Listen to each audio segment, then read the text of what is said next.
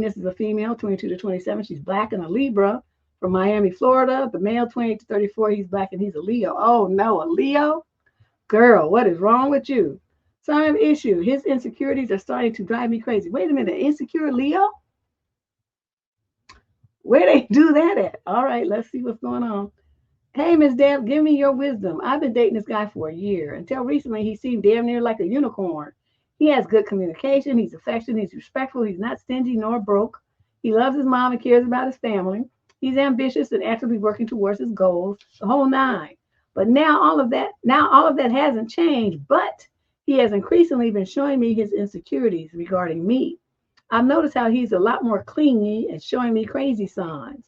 Like, quote, why you didn't answer the phone? You must be talking to your other boyfriend. Okay, here we go.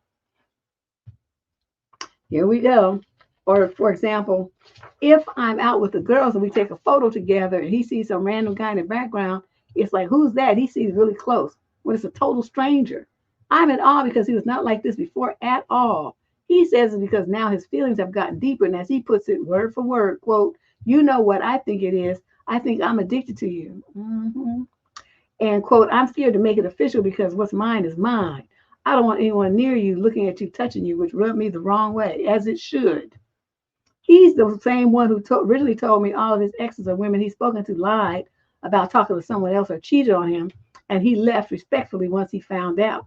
His ex-girlfriend of 7 years cheated on him with his best friend and even got pregnant by him.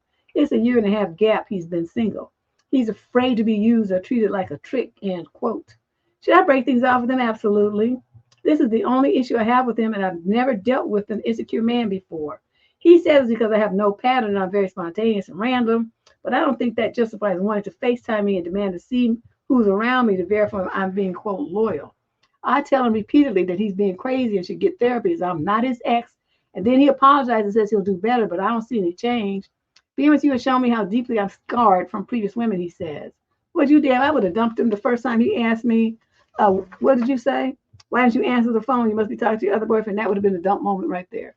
Deb does not play that. Just like if you guys look at the interview I did yesterday, and I put the link up to Yvonne's channel on the community wall, that's one of the things she asked me in connection with domestic violence.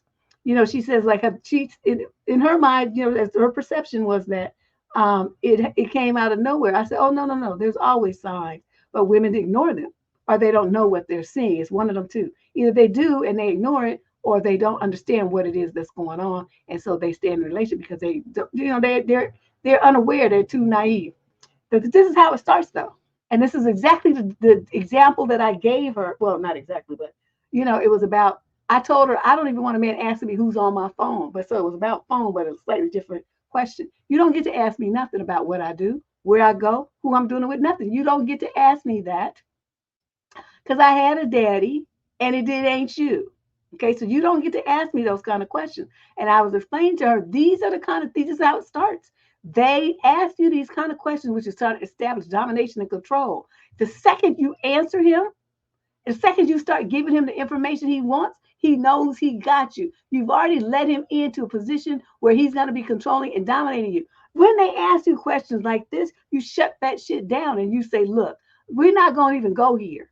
Okay, you're not going to start asking me a whole bunch of stupid ass questions about where I go and all this kind of stuff because I'm never going to tell you.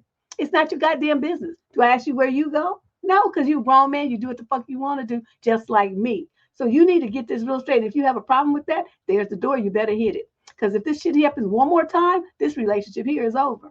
So you put him on notice that you ain't the one. Okay, so then he can do with that what he will. Chances are he's going to, forget, or, he's going to come back with something else.